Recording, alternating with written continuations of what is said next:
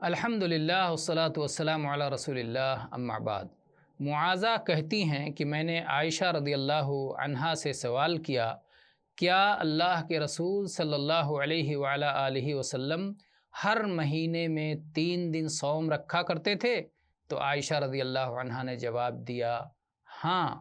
میں نے پوچھا کہ مہینے کے کن دنوں میں آپ صوم رکھا کرتے تھے؟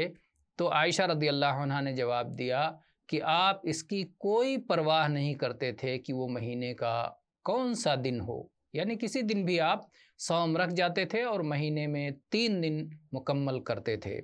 اسے امام ترمذی رحمہ اللہ نے کتاب الشمائل میں روایت کیا ہے اور علامہ البانی نے صحیح قرار دیا ہے۔